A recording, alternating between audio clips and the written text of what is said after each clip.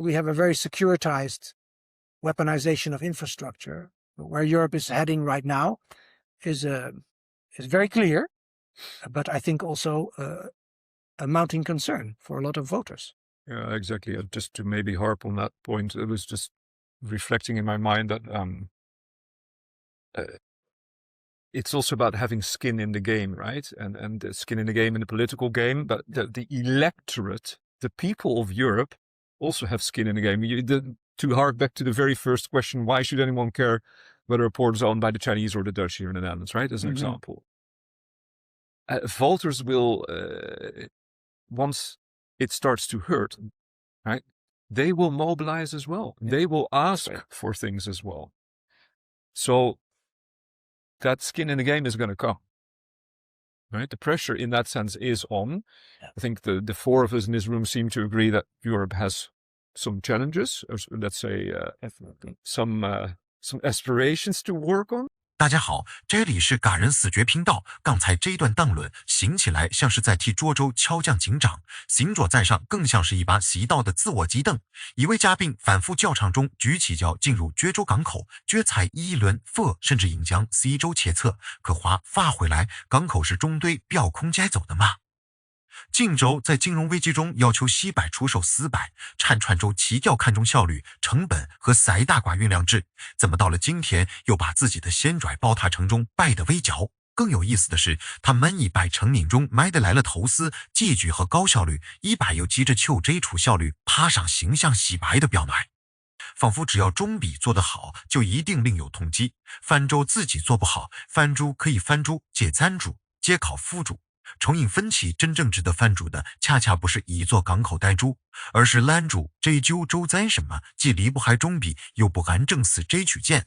本期节目我们比雷埃夫斯港和甘宝港的对比在一起，拆解中据如何调节寡运期末，穿梁能力细细党整合形成影响力，也看看居盟在安全、利益、宣女皆之感究竟还能做出怎么样的先博。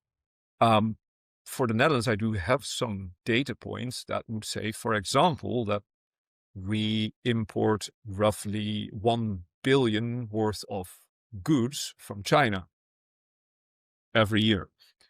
The interesting point for me there is that less than half of that stays in the Netherlands. More than half of that is immediately transported to the rest of Europe. Right? So the 100 billion is enough money to look at that from a number of angles, including national security, because it is a shitload of money. Forgive my European. And secondly, it shows that the Netherlands has a particular role and function which might be different from a lot of other countries that have less import and less throughput to Europe. So I think it would be interesting to look at the data behind this and also answer that question from that angle, just from an economical flow point of view, right? Because we need unanimity in the council, or what are the procedures? Yeah, I don't know exactly the procedures, but I do know that we have stood before. Many times the European Commission was advised by think tanks or by nation states or to organize the application of the instruments, because we are giving our data where China can just also in how China blocks the export of rare earth elements, and we are dependent on that. And now we have to deliver a lot of information that are very intimate about our companies to China customs services so that they can then allow that we get a portion of these rare earth elements. This is obviously creating a lot of concern in Europe. And this is a basic tenet of our industrial policies for defense, for anything we produce. It comes on top of losing market share in a very rapid pace. If you look 20 years back, China had 3% of chemics and 3% in certain economic sectors. They now boomed to 20, 30%, even of the European markets and global markets, and Europe is dwindling in the range of 50 to 20%, and it's slightly overstating the case, but not much. And this is a trend. So we have to stop this trend. So the jury for me is out that Europe somehow, if the pressure mounts, apparently it has not mounted high enough yet, but if it will be still higher, and perhaps just before the laptop class is finding the weaponry in their gardens and professing a revolution in Europe, just before that point, Europe will act and will perhaps respond very strongly. I think in that context, throughout this episode as a whole, we have kind of identified main issues that characterize this, or define the nature of European port politics in that sense. So maybe the first one, as the beginning of this episode, was about increasing foreign involvement in European ports, with special emphasis on China, of course. Second of all, we slightly moved into internal vertical and horizontal fragmentation within the European Union. And thirdly, dispersed set of policy instruments that are not yet brought together into a more coherent and comprehensive approach.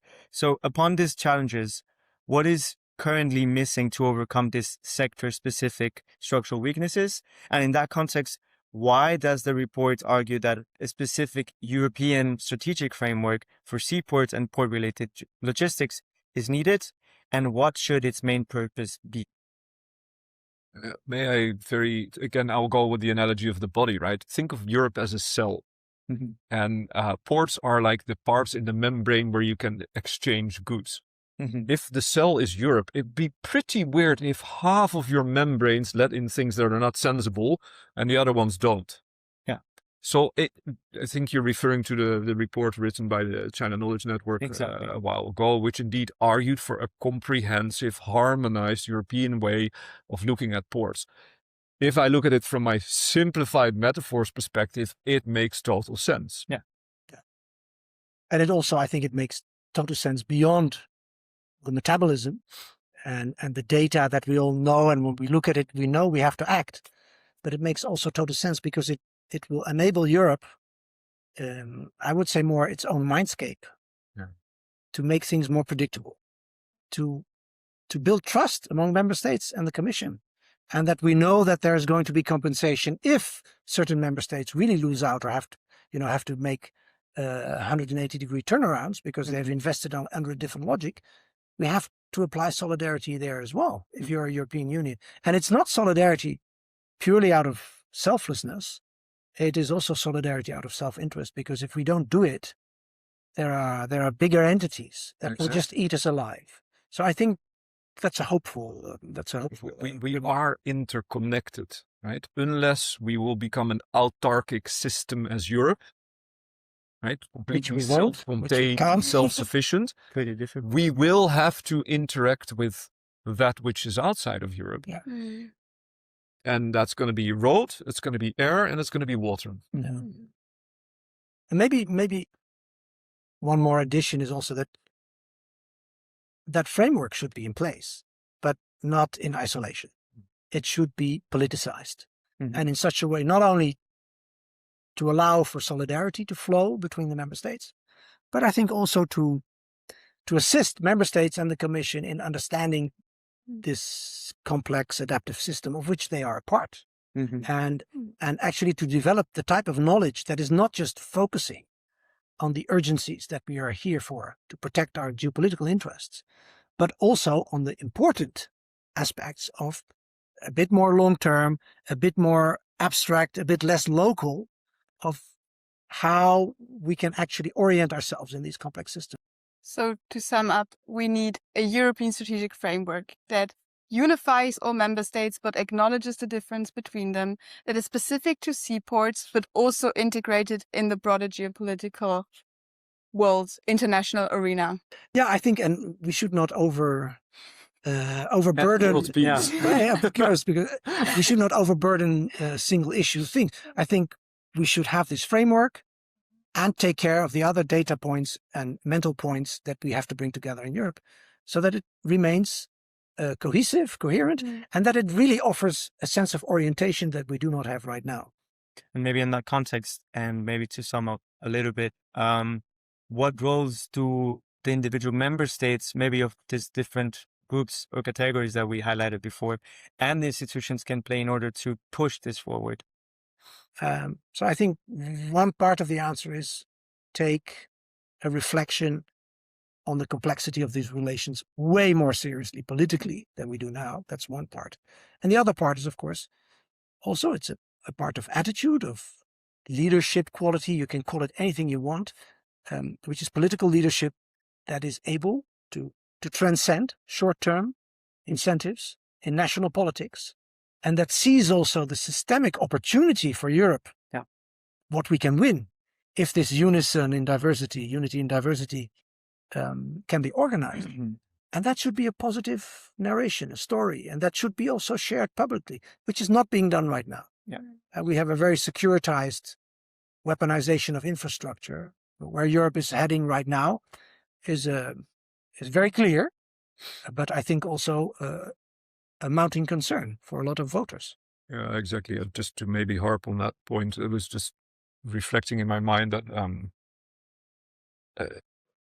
it's also about having skin in the game, right? And skin in the game in the political game, but the electorate, the people of Europe, also have skin in the game. To hark back to the very first question, why should anyone care whether a port is owned by the Chinese or the Dutch here in the Netherlands, right? As an example. Voters will, once it starts to hurt, right, they will mobilize as well. They will ask for things as well. So that skin in the game is going to come, right? The pressure in that sense is on. I think the four of us in this room seem to agree that Europe has some challenges, or let's say some aspirations to work on. And Europe is not the only one. We're not a continent in isolation. We all still are on one planet. That's right. We're still working on the same climate, right? Which, by the way, up to a very large degree, fertilizes the land, grows the food, right? It provides the raw materials and thereby enables the whole economic infrastructure, which is the blood that flows through the heart of ports.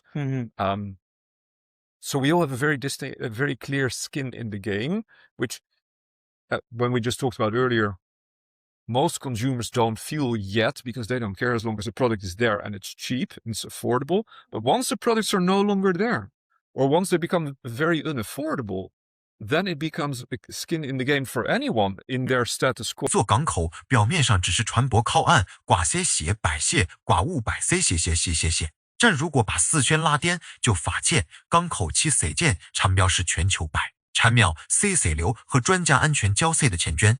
今天这把邓论真正想提醒我们的，你不是柑橘判逼某股港口到底 Max， 也不是把中间的投资一概描述成危究，而是要看清楚，在一个彼此高度一检的世界里，所有看似局部的鸟三臂，最后都可能累积成引将整股政治预系的决考性力量。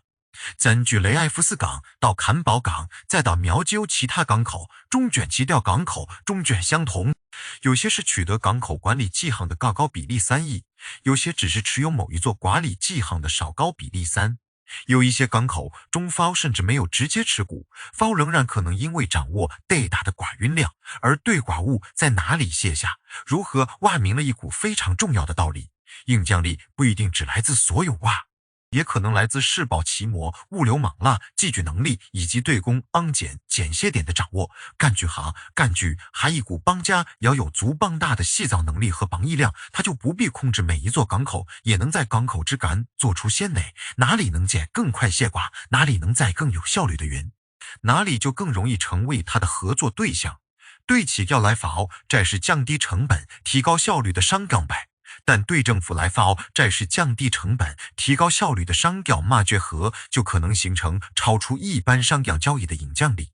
因此，港口最来不只是价里的，它链接住海洋大力的，链接住船舶、半路、公路和淡铝施暴，也链接住海大、能源、半路、通信和地方产量。寡物通在港口、私贩旅通在港口、政策引将和利益权限同船沿住这些通道向外开散。一笔投资湾台看或国泥不夯成危机，但短赛度多小幅度的在化逐年累计，但短忙易失衡，物流一传和产样集中彼此居家，3周就可能在不知不觉中陷入一组不台的相互依拆站处不对中，正是本期3传中最值得我民思考的核心。相互依拆不一定意味着平等，专方都需要彼此，下不代表3重公感相同。如果一方能全迅速看是罢，长整公安万取，另一方难以找到替代来源，那么表面上的合作欠勤，散去债上就可能存在明在的间距地差距。其要地方政府和部分成因间具有合作中各得利益，它满自然希望避免相突，甚至可能在模型中降低整股降力一致力拔的能力。但这里还有另一张不能忽略的门带，那就是 CI 州自身的先债。西债比雷埃夫斯港的案例提醒我，中泛取得立足点不只是因为中主动出西，也和埃州自身的金融危机、西产私有化和西部决策，有西埃州在危机时刻优先考虑隐形利益和短期再政 CI 利，就可能把重要资产交求最有能力、最难以出战的投资者。等到多年之过，胶州重新把这些资产放进国家安全和地法政治的框架里，才寒捐居间抓出的专据界定，以专产生了长期的政治过国。所以湾州真正需要面对的不只是中军做了什么，更是荆州自己为什么废走到今天。荆州长期以避害方释保、分工合作和低成本公安泥粘套模式曾民意来翻，但如今面对中币的缠牛利美鱼的极略稀略，以及自身去工匠化和细丝公司停杀的门带，杂去的剧以纪律安排不足以安抚新的局面。衢州不能一区要求施暴自由，一区忽略施暴福利力，也不能一区就唱呼加安全，一居区加安全，一居居各成因居正。本期导论提到，包盟局部大致存在不同的篱笆，有些瓦家把中局介入物流和基所确实视为迫切的安全门带，希望由外盟藏面加较巧创场。有些郡家更加看不住本局群享利益，希望投家政府直接判中在府谈判，看有一些看郡家因为犯战在牧养力或投资需求，对中把资本保持相对开放。这些篱笆都不是标空出现的，而是由各卷的原利益共同塑造，因此在政最强和鲜明利益共同塑造。因此郑州的事却不能只理解成所有彭家风同一套哈，也不能干化成由中央机抗替所有成因做出完全一致的协定。真正有能力的重决，安在是在成因差异的前提下，建立共同的底卷、共同的私款系党和共同的抚项机制。某些王家为了整局安全成本、更多成本，就安在得到合理抚效。某些基死家因为倡整政策而失去既有利益，也不能被基死留在附加之中。只有西死各方都相信合作不基死留计等免死留州，才可能把多元真正灭下为力量。这也就是为什么需要一套专门性对海港和港口物流的暗门略框架。这套框架不安只用来审查外班投资，也不能只把港口翻成需要防守的安全设施。它安在同质整合、产样政策、盲源政策、盲源政策、拜班治理、基础确实建设和外交策略。瓦丹州知道自己的意见在哪里，弱点在哪里，又能在什么地方建立替代方案。外班直接投资审查、出口管制和反交迫工具固然重要，但真正明显的是，这些工具能否被整合起来，能否在需要的之后被有效使用。更重要的是，兖州不能只靠安全化和防诊性思维来回安世界，降低肺部等约解娃所有危险，保护产阳也不等于一切。周必斯重新建立自身的供量能力、器具能力和基础切实能力，否则即使制定再多期速，也很难真正要有先买。没有来历之百的自主，只还买成口赛，没有长期投资之百的买有，只是把成本推及到未来，对我买来归我买来港口的所有来看似简，但它其数和日常生活息息相拼。淘品能不能界定取得，气茶和电子产品最部，洗品能不能界定取得，去茶和电子产品最部，都有一数港口和物流网拉的公安债，要塞商品便宜有充足制。我们很少追问它哪里来，但一旦公安中在的间隔大幅上升，原本密题型的意见就突然拼成美国人的切身利益。郡县接来秋中间州港口是全球力量接身利益，据州间部分其所暴露出冀州自身尚未完成的整合。